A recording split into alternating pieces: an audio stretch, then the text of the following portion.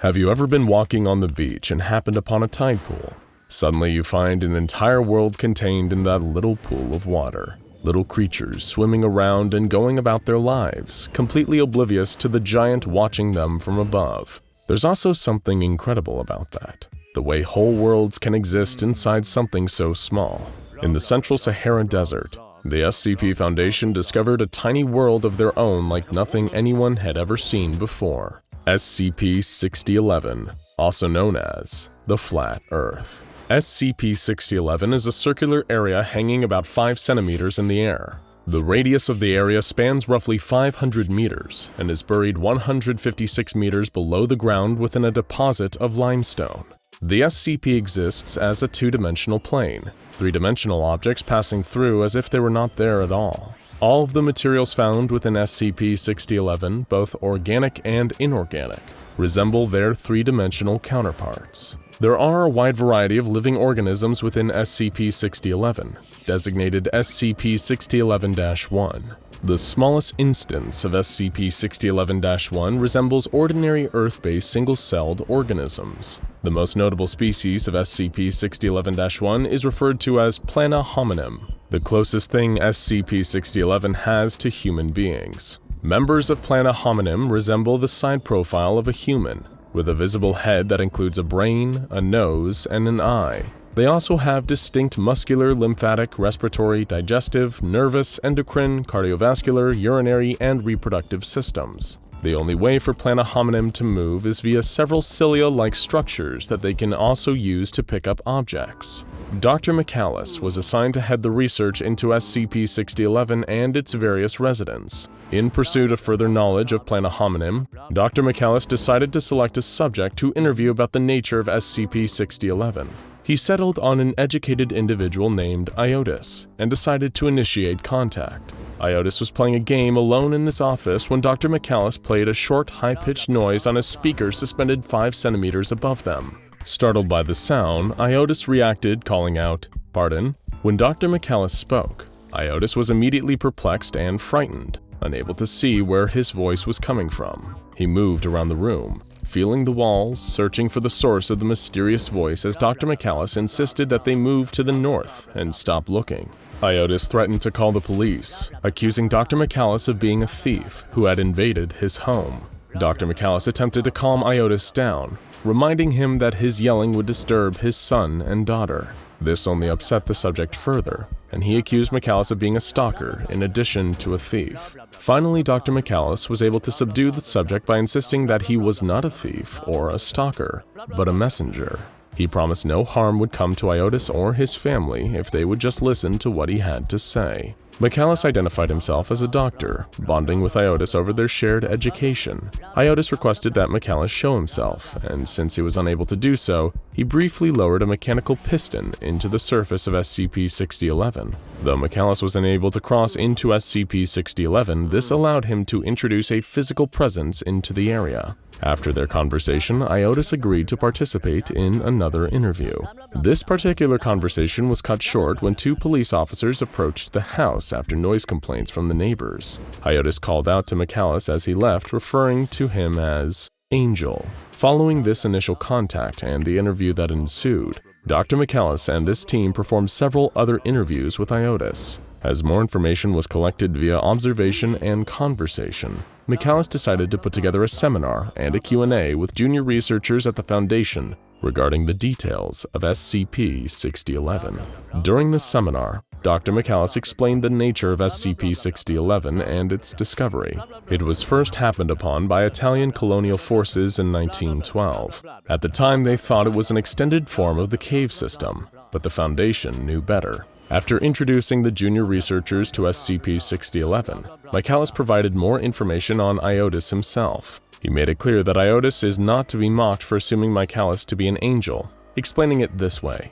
Imagine someone suddenly appearing within your house. Imagine someone describing the direct shape of your insides while informing you what your relative across the country is doing.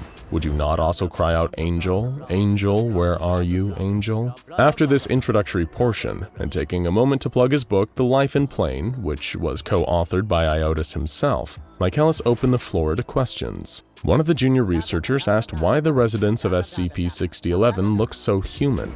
Michaelis responded with a question of his own. Do they even look human?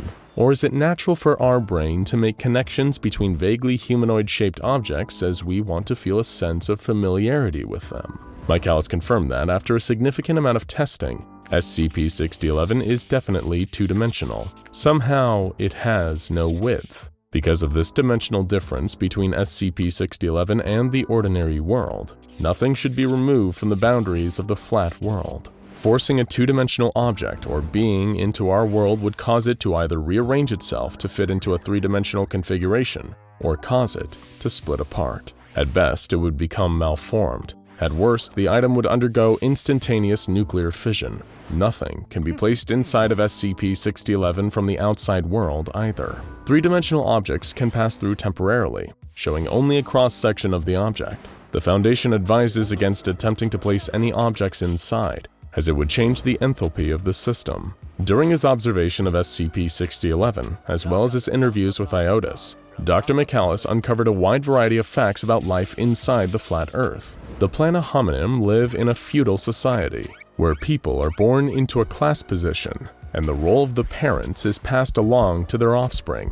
The social hierarchy is broken down into estates. The estates are indicated by a color applied under the skin of each person at their birth. There is no opportunity for upward mobility or for fall from grace, only to stay in the position one is born into. Those of the red estate belong to the monarchy of SCP-6011. The orange are the administrators. The yellow are priests, scribes, and record keepers. The green are similar to the middle class of 18th century Europe, encompassing teachers, physicians, lawyers, and other educated professionals. Blue are merchants, tradesmen, and skilled workers, and purple are the manual laborers. Because of the difficulty of accomplishing tasks in only two dimensions, the upper-class citizens have at least two servants apiece. All servants come from the estates ranked below green. Because physical writing is difficult in the boundaries of SCP-6011, members of the yellow caste are trained as voice scribes. They memorize and repeat large amounts of information, such as entire books, transcriptions of speeches, or laws.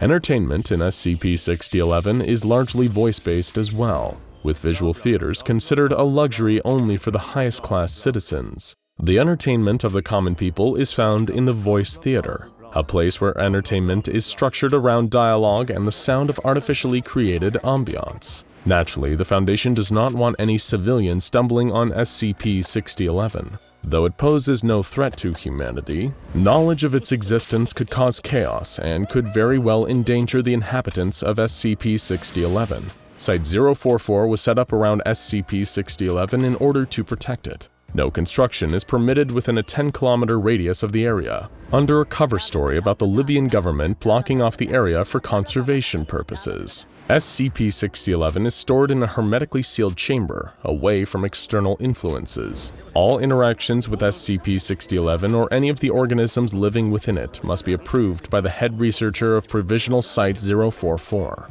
A monitoring system is set up perpendicular to SCP-6011, so that the research team can keep an eye on the activity inside without disturbing the residents. The monitoring system is, unfortunately, not without its flaws. One day there was a malfunction in the system that caused the breakdown of the camera rails, and several metallic components came loose and plunged into the surface of SCP-6011. There was no damage, but the objects were seen by several civilians. The Foundation was concerned that the sight of massive pieces of mysterious objects appearing and disappearing suddenly in a public space would cause mass panic among the people of SCP-6011.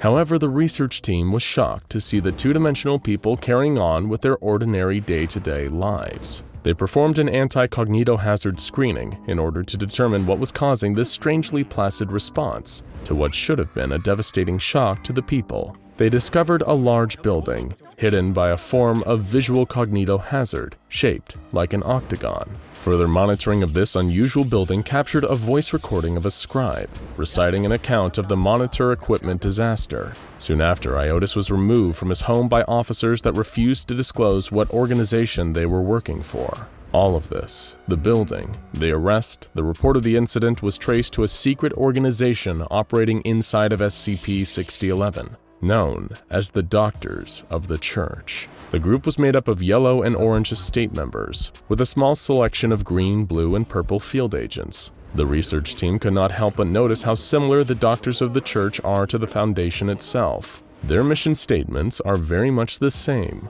upholding the veil of secrecy between the unusual and the population they have sworn to protect, while working to understand the anomalies that they are trying to conceal. All three-dimensional interlopers are scrubbed from the public consciousness or hidden from the people at large. Further research indicated that the incident would have completely destroyed 6011 if the Doctors of the Church had not worked to deploy reality anchors to keep the baseline reality of the world intact. Dr. McCallus wrote about this group, affectionately nicknamed the Little Foundation, saying, "When I look at them, I see, well, us." And a little crumb of limestone falling from the ceiling of the karst or a bug somehow making its way onto the surface of SCP-6011, phasing in and out of existence must have terrified them. And so they found a way to conceal all that was illogical from the general public, as did we. The reality of SCP-6011 raises some fascinating, if a bit troubling, questions. What dimensions are there that we have no knowledge of? Just as the two-dimensional beings cannot conceive of us, what four-dimensional beings, five-dimensional beings, and so on might be out there that we can't begin to wrap our heads around? To a creature with no concept of a third dimension, creatures that exist within our world seem like angels or even gods. Perhaps the things in this world we cannot explain are simply creatures that exist in more dimensions than we are able to conceive of. Truly, there may be no difference between the Little Foundation and the SCP Foundation that we know.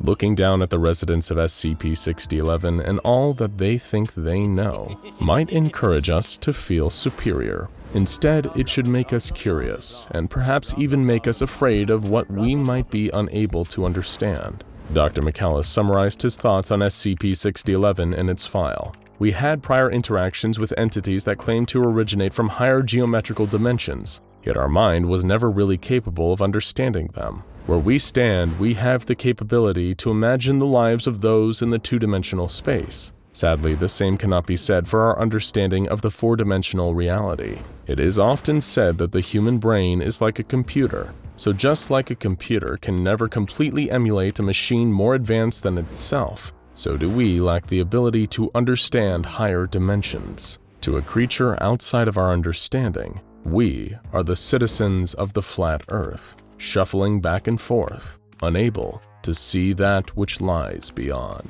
Now go check out SCP-999 The Tickle Monster and SCP-978 Desire Camera for more safe but scintillating SCPs.